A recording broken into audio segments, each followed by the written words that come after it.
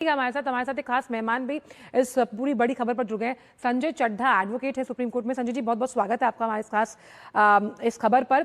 पहला सवाल है कि जिस तरह से प्रधानमंत्री ने फास्ट ट्रैक कोर्ट्स जो हैं उनके गठन की बात कही है पेपर लीक मामले को लेकर, अगर कानूनी भाषा में समझे तो फास्ट ट्रैक कोर्ट्स इस समस्या का समाधान करने के लिए कितने कारगर साबित होंगे?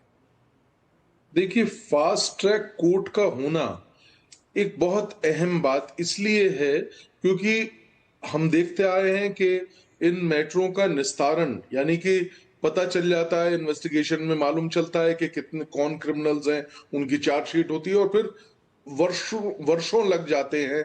तो उस कोताही ना हो उस तरीके की, इसके लिए, क्योंकि जब तक डिटरेंट पैदा नहीं होगा, जब तक इन लोगों के लिए, जो लोग इस पेपर लीक या इन तरह के कृत्यों में लिप्त हैं, उनको जब तक इस चीज का नहीं डिटरेंट होगा कि ये एक ऐसी व्यवस्था है कि अगर हमने ये किया तो इसमें इतना बड़ा सजा है, नंबर 1 इतना फाइन होगा, तो जब तक वो डिटरेंट उनके समक्ष नहीं होगा तब तक मुझे लगता है। और क्या है, एक बार वो कृत करते हैं, उनको लगता है कि अब तो सालों साल मुकदमा चल, और उसके बाद तो ये एक बहुत अहम कदम है।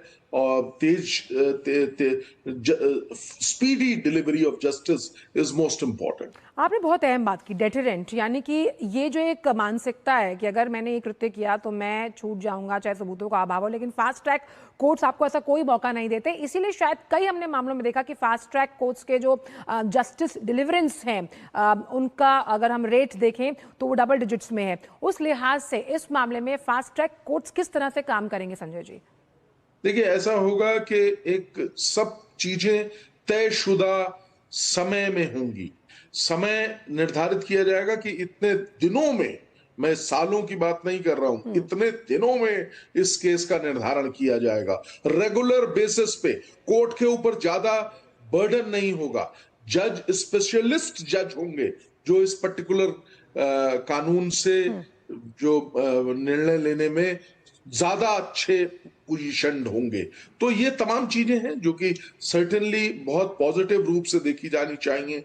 और खास तौर से जब ये मुद्दा इस तरीके से बढ़ता जा रहा है, इस परिप्रेक्ष्य में मुझे लगता है इस तरह का कदम अपने आप में मील का पत्थर साबित होगा जब हम इसको फ्यूचर में देखेंगे। आज से 5 साल के बाद, 2 साल के बाद, इससे इन घटनाओं में भी मुझे लगता है काफी कमी आएगी। मैं बिल्कुल यही आपसे अचल जी, एक माफिया चल रहा है बिल्कुल जो इस तरह का काम कर मेरा रहा सवाल यही था कि किस तरह से, जब हम स्पेशलाइज्ड जजेस की बात कर रहे हैं, वो कहते हैं ना कि एक बीमारी को जो अच्छा डॉक्टर वही डायग्नोस कर सकता है जो उसका स्पेशलिस्ट हो। तो स्पेशलाइज्ड जज आपका दिनों में फैसला लेंगे। तो कहीं ना कहीं अगर हम इस पेपर लीक्स की जो घटनाओं का जिक्र हम लगातार कर रहे हैं उसकी संख्या में भी कमी आएगी, और ये स्पेशलाइज्ड जज जो हैं उनकी जो डिलीवरेंस पावर जो है, खासतौर पर क्योंकि आप टाइम फ्रेम को कम कर रहे हैं, तो कहीं ना कहीं जिस माफिया का लगातार जिक्र किया जा रहा है उस पर भी भारी करारी चोट है ये। बिल्कुल आपने सही कहा, उस पर बहुत बड़ा प्रहार है मेरे हिसाब से। और उससे सीधी बात, अगर पकड़े गए तो इन्वेस्टिगेशन में चार्जशीट दाखिल होगी और एक तयशुदा समय में, वो तयशुदा समय 20 दिन भी हो सकता है, 50 दिन भी हो सकता है, 60 दिन भी। और जबकि हम देखते हैं रेगुलर जो पेंडेंसी का प्रभाव इन केसेस पे नहीं पड़ेगा। क्या होता है एक्चुअल में, ये केस भी जब नॉर्मल रूट से हम इन केसेस को डील करते हैं तो बहुत व्यवस्था की वजह से, प्रेशर की वजह से इन केसेस में भी डेट लंबी लगती है। लेकिन ये अगर इस तरह का स्पेशल कोर्ट्स बनती हैं तो निश्चित तौर पे ये एक बहुत बड़ी लगाम के तौर पे काम करेगा। संजय जी, जब हम पेपर लीक की बात कर रहे हैं तो किस तरह से फास्ट ट्रैक कोर्ट तो अपना काम करेंगे, लेकिन इसको लेकर अगर कानून हो तो वो कानून का जो प्रावधान है वो किस तरह से इस पूरी समस्या को जड़ से खत्म करने के लिए कारगर साबित होगा? देखिए, जहां तक व्यवस्था कानून की, आंचल जी, बहुत स्पष्ट रूप से मैं बताना चाहता हूं कि कई राज्यों में भी, क्योंकि राज्यों के भी, उत्तराखंड एक प्रमुख राज्य है जहां पे पेपर लीक मामले में पाए जाने के बाद तुरंत वहां की सरकार ने एक नया कानून बना के और बहुत कठोर पनिशमेंट की व्यवस्था की थी। और पनिशमेंट के साथ साथ, जेल के साथ साथ ये भी देखा गया था कि एक बहुत बड़ी मात्रा में फाइन भी किया जाए इनके ऊपर, ऐसे अपराधियों के ऊपर जो कि भविष्य से, छात्रों के भविष्य से। और मैं तो ये कहूंगा, देखिए ना, अगर एक व्यक्ति जो योग्य नहीं है उसको डॉक्टर बना दिया जाए और वो इलाज के लिए आए, तो वो तो देश के तमाम लोगों के भविष्य के लिए घातक है। तो इसलिए ये जो नया कानून, जो कानून की व्यवस्था है, उसको एक, मुझे लगता है कि त्वरित न्याय डिलीवरी के लिए, जो स्पीडी जस्टिस के लिए जो जो स्पीडी जो कोर्ट्स बने हैं, उन कोर्ट्स को रोकने के लिए बेसिकली मेरे ख्याल है, मेरे को ऐसा लगता है कि ये एक, जैसे कहते हैं ना, ये त्वरित न्याय के लिए बनाई गई स्पेशल कोर्ट्स जो हैं, ये एक शार्प चाकू का काम करेंगी, तेजी से और शार्पन करेंगी, और जस्ट मुझे ऐसा लगता है कि बहुत बड़ा डेटरेंट के रूप में ये समझ आएगी। तो आगे जो व्यक्ति है उसको सोचना पड़ेगा 10 बार कि ये गुनाह मुझे करना चाहिए कि नहीं अच्छा, फेडरल करना स्ट्रक्चर चाहिए। की अगर बात की जाए संजय जी, तो हम जानते हैं कि जो एजुकेशन है वो कॉन्करेंट लिस्ट में है, और ऐसे में अगर केंद्र सरकार कोई कानून बनाती है तो सीधी सी बात है कि राज्य सरकार के समन्वय के बिना उसे लागू किया जाना मुश्किल है। ऐसे में फास्ट ट्रैक कोर्ट्स का गठन होना इस समस्या से निपटने के लिए राज्य सरकारों की जो भूमिका है वो बहुत अहम हो जाती है इसमें। देखिए, आपने सही कहा, लेकिन सेंट्रल गवर्नमेंट अगर ये बात बहुत स्पष्ट रूप से मैं बताना चाहता हूं, कोई इसमें कंफ्यूजन नहीं हो सकता कि जब अगर जो कॉन्करेंट लिस्ट के सब्जेक्ट पे, जहां पे राज्यों को भी और केंद्र को भी कानून बनाने का अधिकार है, अगर केंद्र कानून बनाती है तो उसको प्राइमेसी दी जाती है, उसको प्राथमिकता दी जाती ये है। बहुत बड़ी बात क्यों? कह रहे हैं आप, बहुत बड़ी चीज जी, है, क्योंकि ये हमने, जैसे कि अभी हम आपसे चर्चा भी कर रहे थे, तो जब शिक्षा नीति लागू की गई तो कई ऐसे राज्य थे जिन्होंने उसे लागू नहीं किया, और उसका असर हमने देखा है कि जो एजुकेशन सिस्टम में कई ऐसे राज्यों में वो लैप्सेस पाए गए। देखिए आंचल जी, आप बिल्कुल सही कह रही हैं। उनको अपने यहाँ पे उस कानून को स्पेशल अप्रूवल देना पड़ेगा, जो जी। जो कोई एक आसान टास्क नहीं है। लेकिन जो मेरा अपना अनुभव है, मैंने देखा था पिछले, जब और कितना, मैं एक उदाहरण भी आपके माध्यम से देना चाह रहा हूं। अलवर के एक स्पीडी कोर्ट, अलवर के एक स्पेशल कोर्ट ने रेप के विक्टिम के लिए, आंचल जी, सिर्फ और सिर्फ 34 दिन में निर्णय दिया था।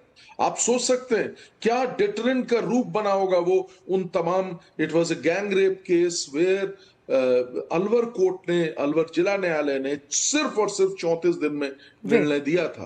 तो इस तरह का चीजें सामने जब आएंगी तो लोगों को पता होगा कि आज आप कानून तोड़ेंगे तो कल आपको गुनाह बख्शा नहीं की जाएगा, सजा मिल बिल्कुल। और ये जाएगी। मुझे लगता है कि फास्ट ट्रैक कोर्ट का गठन उसी बात पर एक नजीर पेश करेगा। अनुज, अब आते हैं जिस तरह से जंतर मंतर करने के लिए। संजय जी, क्योंकि एक जो रिलैक्स्ड और लैप्स्ड एटीट्यूड होता है कुछ केसेस को लेकर, लेकिन फास्ट ट्रैक कोर्ट्स के मामले में शायद ये पॉसिबल ना हो पाए, इसीलिए पुलिस पर चार्जशीट जल्द से जल्द फाइल करने का, ताकि इन्वेस्टिगेशन बॉच्ड ना हो पाए प्रेशर की वजह से।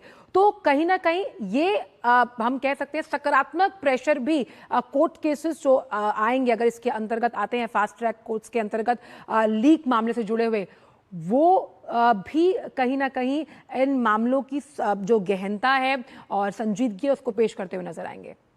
बिल्कुल आपने सही कहा। From the day when investigation start, जहां से जो प्राथमिकी दायर होगी, अर्थात एफआईआर होगी, एफआईआर के बाद एक पूरा प्रोसेस होता है इन्वेस्टिगेशन का, जिसमें प्रोसिक्यूशन अर्थात पुलिस या जो भी टास्क फोर्सेस बनाई जाती हैं वो उसका इन्वेस्टिगेट करते हैं। उस इन्वेस्टिगेशन में भी, क्योंकि उनको भी मियाद है कि विद इन 60 डेज उनको अपनी चार्जशीट दायर करनी है, और रेगुलर बेसिस पे, एक और मैं आपके माध्यम से बात बताना चाहता हूं, रेगुलर बेसिस पे जब ये जो स्पेशल कोर्ट्स होंगी, ये उसका उस पे भी देखेंगी कि क्या पुलिस रिपोर्ट्स को मंगवा के जजेस भी देखेंगे कि इसमें क्या प्रोग्रेस है, क्योंकि ये मैटर्स जो हैं वो स्पेशल कोर्ट से संबंधित है। तो इवन इन्वेस्टिगेशन के प्रोग्रेस के लिए भी पुलिस रिपोर्ट को मंगवा के भी निश्चित तौर पे जो स्पेशल कोर्ट्स हैं वो देखेंगी, और तुरंत और बहुत तेजी से इन्वेस्टिगेशन होगा, और उस इन्वेस्टिगेशन के बाद उसकी रिपोर्ट, जैसा मैंने अच्छा, पहले भी इसमें बड़ा बताया। सवाल एक ये है संजय जी कि इन फास्ट ट्रैक कोर्ट्स के गठन के बाद अगर जब पेपर लीक से जुड़ा मामला जाएगा तो सजा का प्रावधान क्या होगा और किन मापदंडों के लिहाज से, मानदंडों के लिहाज से सजा के प्रावधान को तय किया जाएगा? देखिए, सजा का जहां तक प्रावधान है, मैं कुछ एक स्टेट्स, जैसे मैंने पहले भी उत्तराखंड का निर्णय बताया, वहां पे भी है, वहां पे लॉ बना हुआ है, उसको देखा जाएगा। और जो केंद्र सरकार ने जो लॉ बनाया है उसमें कड़ी व्यवस्था की गई है। 10 साल का से अधिक का पनिशमेंट की व्यवस्था की गई है। बहुत बड़े बड़े फाइन, 10 लाख से भी ज्यादा का फाइन है जी। व्यवस्था, तो वो की गई है।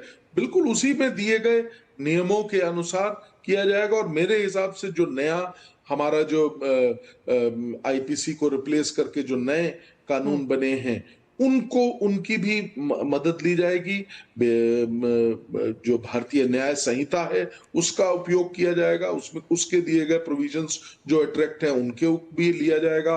और ऐसे मामलों में क्योंकि आईटी एक्ट भी अट्रैक्ट होता है, बहुत ये इंपॉर्टेंट। तमाम एक्ट्स के तहत, ये तीनों प्राइमरली, ये तीनों एक्ट्स, मुझे ऐसा प्रतीत होता है कि तीनों का समावेश करके जो जो धाराएं लगेगी उनके अनुसार कड़े से कड़ा जो है। आपने बहुत अहम बात की, क्योंकि मैं ये पूछना चाहती थी क्योंकि आईटी एक्ट के अंतर्गत, क्योंकि सब जो भी पेपर लीक के मामले सामने आए उसमें किस तरह से टेक्नोलॉजी का इस्तेमाल कर इस पूरे घटनाक्रम को अंजाम दिया गया। बहुत संक्षिप्त में आखिर में संजय जी ये जानना चाहूंगी कि जब हम जिन फास्ट ट्रैक कोर्ट्स के गठन की बात कर रहे हैं उसमें जजों का चुनाव किस तरह से किया जाएगा, यानी कि न्यायिक प्रक्रिया क्या कहती है फास्ट ट्रैक के कोर्ट्स के गठन के लिए? अगर जिस तरह से जो आपने कहा स्पेशलाइज्ड जज होंगे, उनकी जो चयन है, चुनाव किस तरह से किया जाता है? देखिए, मैं प्रत्येक प्रदेश में जो जुडिशियल हमारा सिस्टम है उसके तहत हाई कोर्ट होती है। हाई कोर्ट के नीचे हाई कोर्ट उनका सुपरविजन करती है। जो लोअर जुडिशियल फोरा होता है डिस्ट्रिक्ट लेवल पे, इवन तालुका लेवल पे भी जजेस होते हैं, तो वहां से वही जजेस की एक डाटाबेस होता है, या कहने के लिए नॉर्मल भाषा में, लेकिन वो जजेस जो स्टेट सर्विसेज में होते हैं उनमें से जजेस को चयनित किया जाता है। और जहां तक जब ये स्पेशल केसेस की बात आती है तो उनको एक जिसे कहा जाता है, अब हमारे यहाँ पे जो है कई एकेडमीज बन गई हैं जहां पे इनको जुडिशियल एकेडमीज में स्पेशल ट्रेनिंग, ज्यादा समय नहीं लगता इस ट्रेनिंग में, और वो स्पेशल ट्रेनिंग देके उन लोगों को परिपक्व और मजबूती से इस कानून का पूरा ज्ञान दिया जाता है और वो फिर उसको बिल्कुल इस्तेमाल करके निर्णय देते हैं। बहुत बहुत शुक्रिया संजय जी, और खास तौर पर शैलेंद्र आपका, अनुज आपका और अजय मिश्र आपका इस बड़ी खबर पर तमाम जानकारी के साथ जुड़ने के लिए, और खास तौर पे अपनी कानूनी भाषा को बहुत ही आसान शब्दों में इस पूरी खबर को समझाने के लिए संजय जी आपका बहुत बहुत शुक्रिया इस खबर पर जुड़ने के लिए। साफ तौर पर प्रधानमंत्री का जो ट्वीट है, जिस तरह से उन्होंने ट्वीट किया,